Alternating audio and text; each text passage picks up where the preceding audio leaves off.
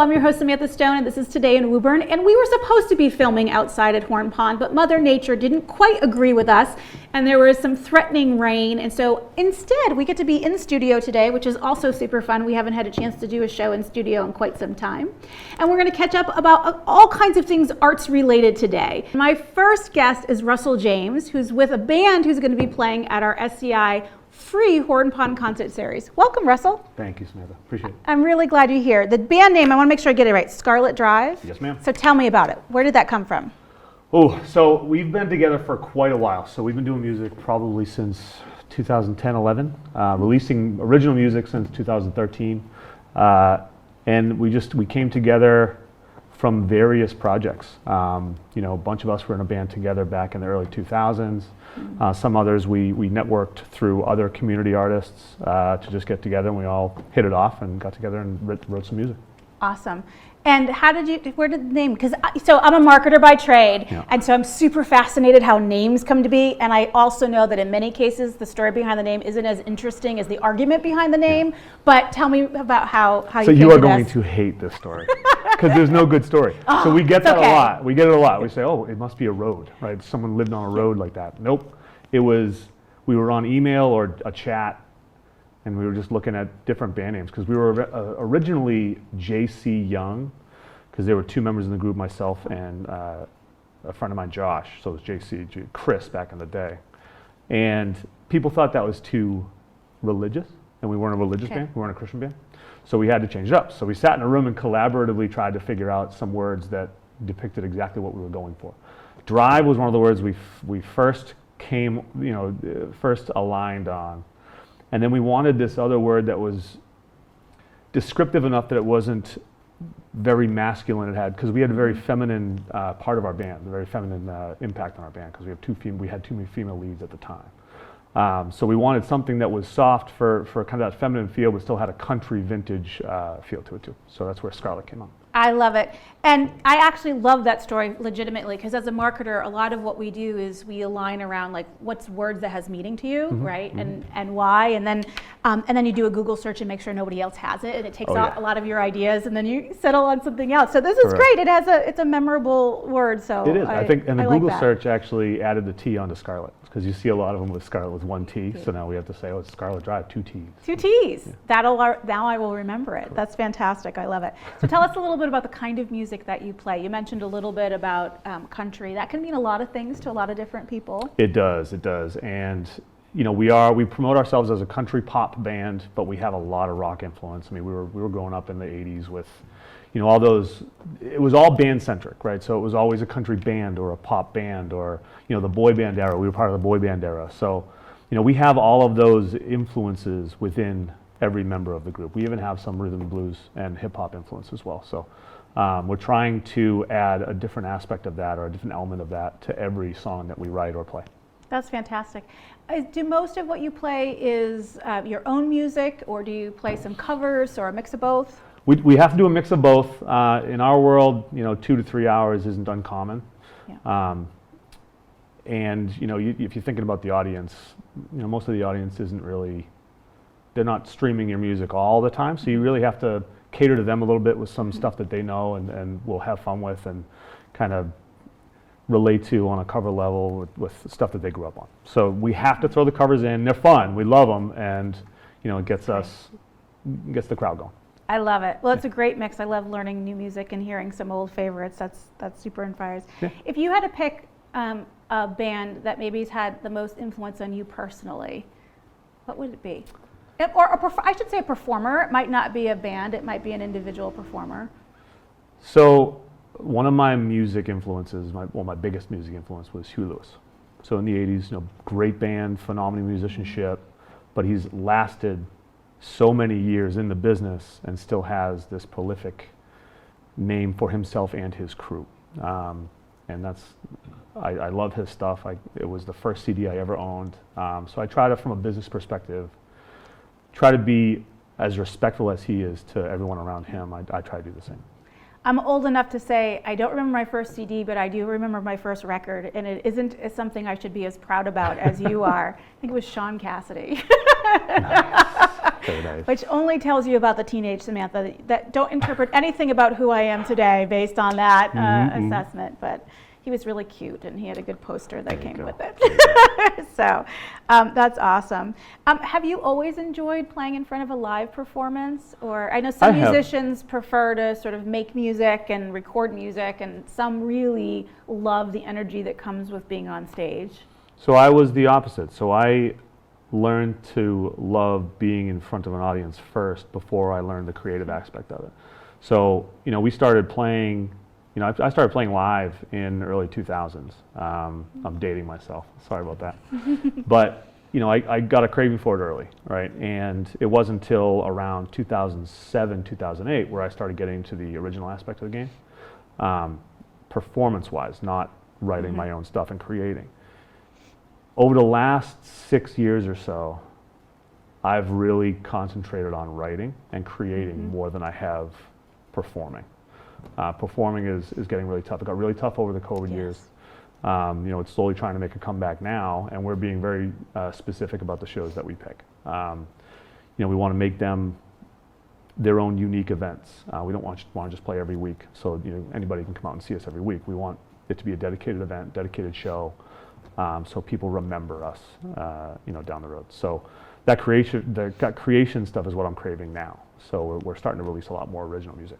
Oh, that's so exciting. Yeah. Well, I hope many of you will join them at Horn Pond on August 19th for what is sure to be a really fun show with a lot of energy and original music and some favorites that you might know, and really good mix of musical influences. So kind of no matter what your preferences are, come check it out.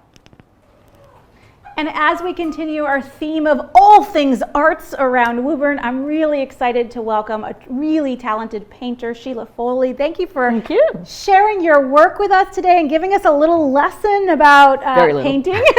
I know, we have a little short segment to just take a quick peek behind your process. We're so grateful. Sounds good, thank you. Yeah, so we originally were taping at Horn Pond. Mother Nature didn't cooperate, but you were kind enough to use Horn Pond as inspiration. Tell us a little bit about the scene that you're working on. Well, I just popped over there yesterday since it looked like the weather was not going to be great, and I'm glad we did that. So I just took a bunch of pictures around the same area, so it was down by the angel statue and a little bit further afield, and then just try to find something that had a decent composition and interesting lighting, so you could feel like you were there, but not really be there. I love it. Well, do the magical things that you do. We're gonna just watch you, and we'll chat a little bit as you're doing some of that artwork.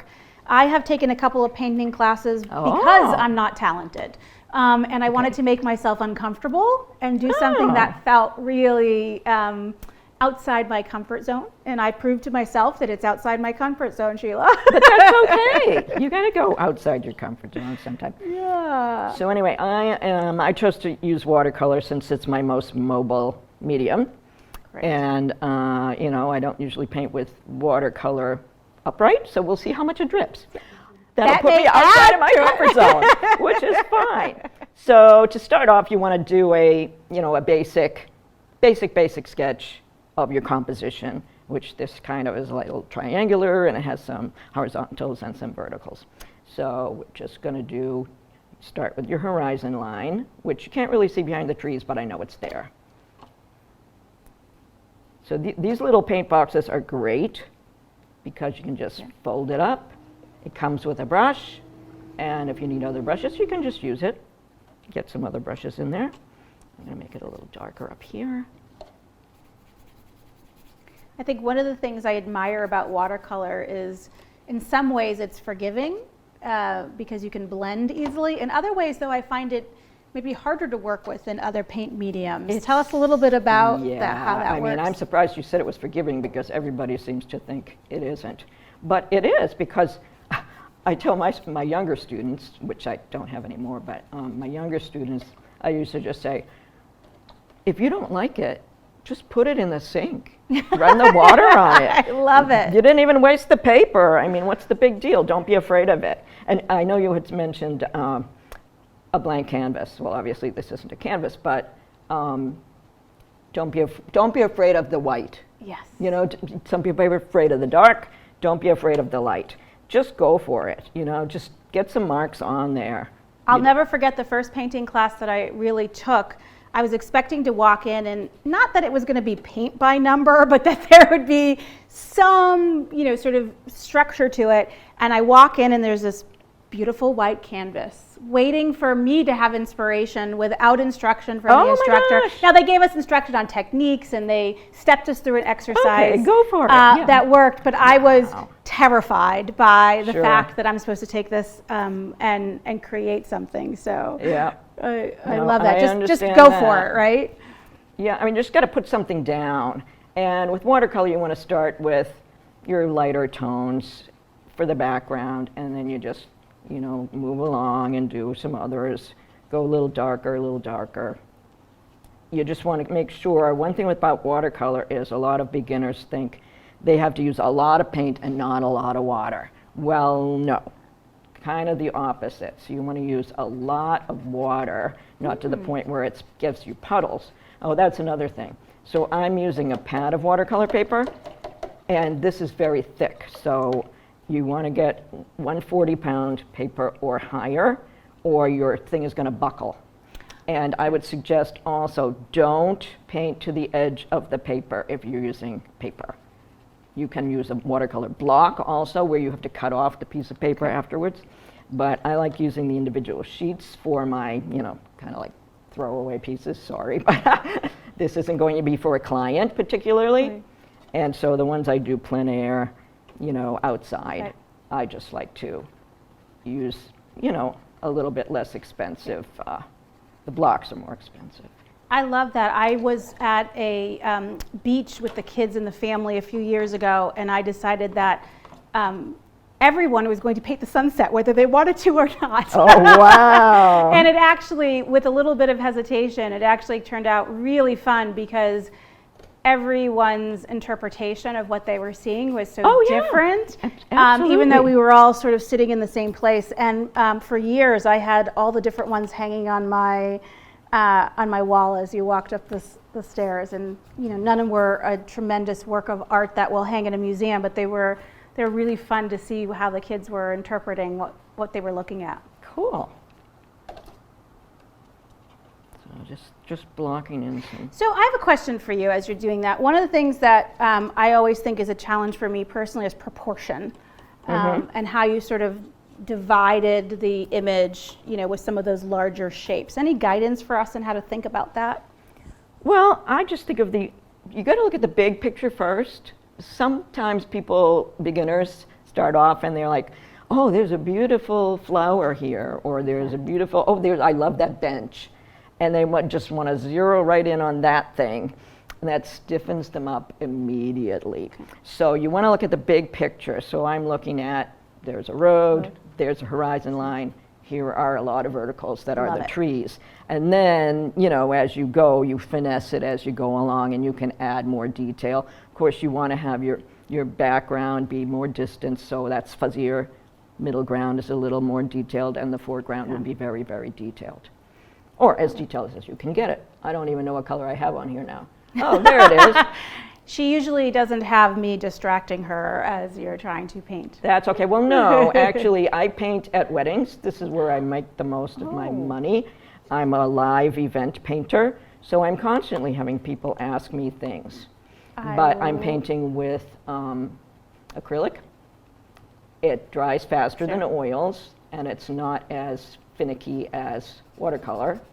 And they can just take the painting home with them that night. So I've never thought of I've used live event painters at some events, for work, but not at a wedding. What a beautiful idea. Oh, well, I do corporate events too, so if you're looking for anybody for your work. I will have to keep that in mind. But yeah, so people, part of the thing is that people come up and talk to you. That's kind of the point of it.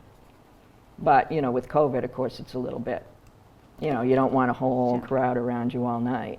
That is not as good as it once was, that portion of it. Okay, my green is blending right in. So you have a studio in Woburn. Tell us a little bit about that studio.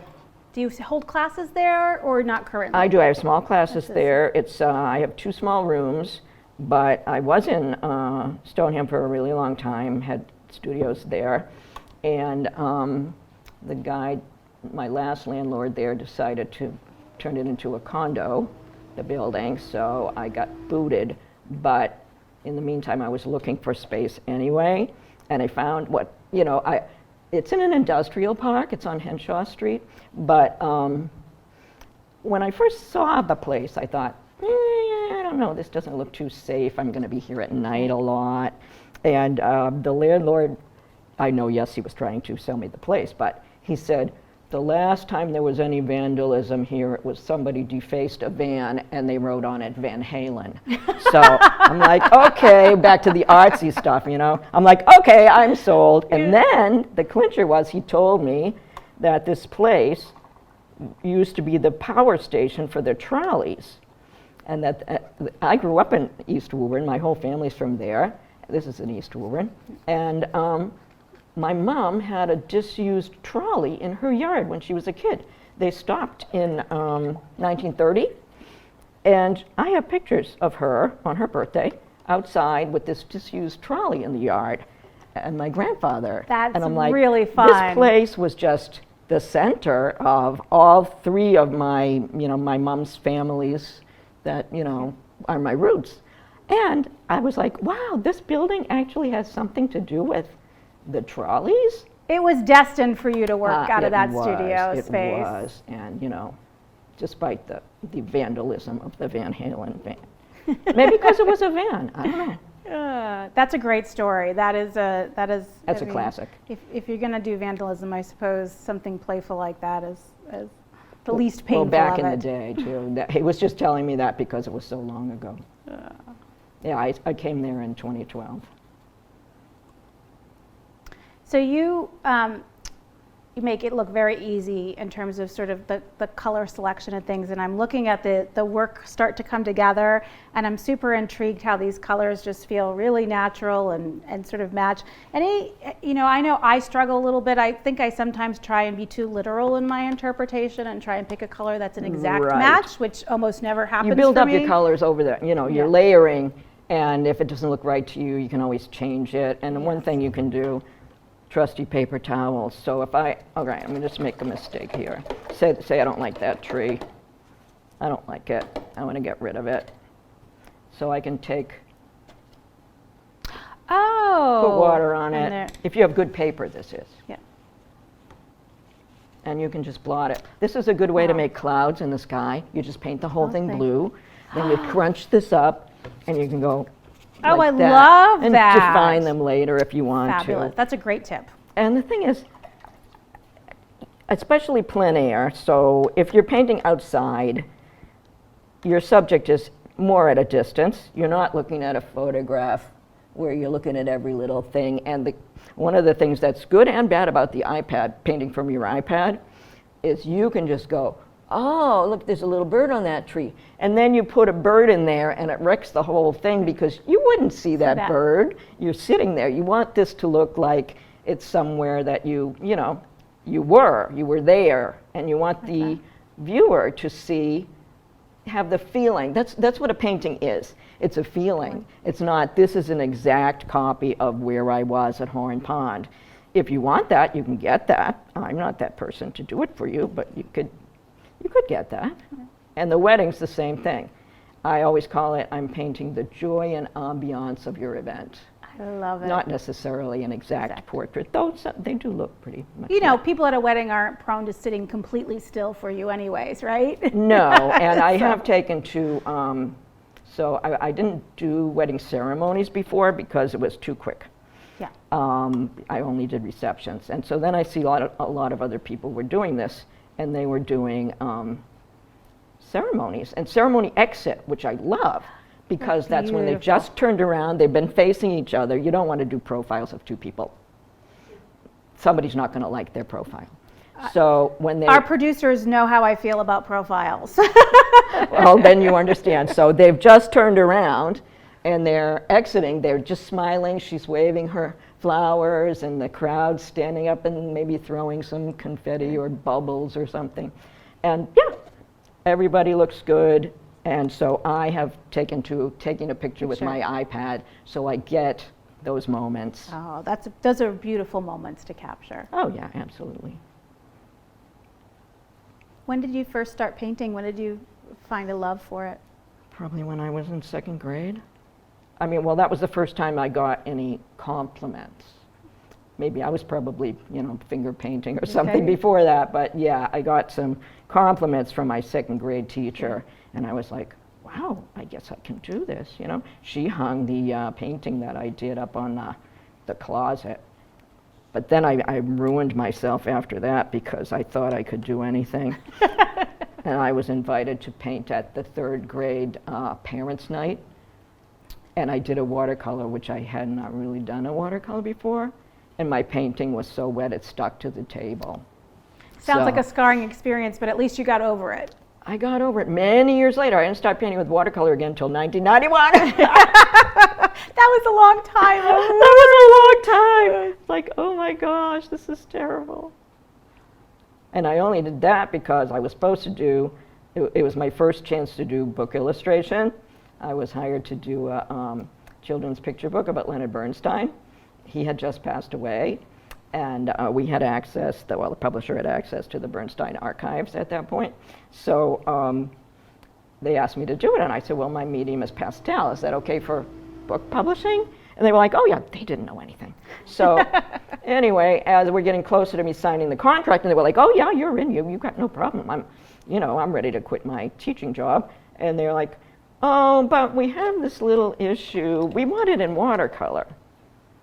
So that weekend, I taught myself how to paint watercolor and get over my fear of watercolor. Well, thank goodness. Sometimes we just need that push, right? Yeah. I love it. So I know we do have time to finish the painting today, but I'm so appreciative you shows even already in just 15 minutes, you can see this really coming together. And you can tell where it is. You can tell there's trees. You can tell there's a road in front of it. And maybe you can just, in the last minute or so we have together, tell us a little bit about what you will do to finish this off. Well, I'm just going to add more layers, and I'd probably put the bench in. Maybe I will. It'll be Horn Pond if I put the bench in, not the trash can. And I think that's a wise decision. Yeah, just work on the lighting a little bit. I mean, I'm glad they're there when you need them, but in a painting, use a little artistic license and make it, and I'll put a little more, I'll make sure you see the water is there, because kind of that's the point of it. It's a pond. And yeah, so it's just bringing out the lights and darks. You kind of start mid-tones and then work on the contrast. I love it. Well, I hope this inspires many people to go out to Horn Pond and many of the other lovely places we have around the city and break out the library is great. Oh, that's a wonderful suggestion. I did one of the library before, just sitting there in March. It was a warm day in March. And beautiful. I was like, I'm just going to sit here and paint the library. I love it. Well, I hope many of you will go out there and do that. We want to see lots of artists around the city just having fun. And, for some people it will be something they'll want to hang on the wall. For others it will just be a little bit of new perception of something that they look at quite a lot. I found that, painting a sunset on the beach made me appreciate it in a different way than just watching the sunset on the beach, right? Exactly. So I hope you enjoy the pond and other places. And as always, Woburn, please continue to take good care of each other.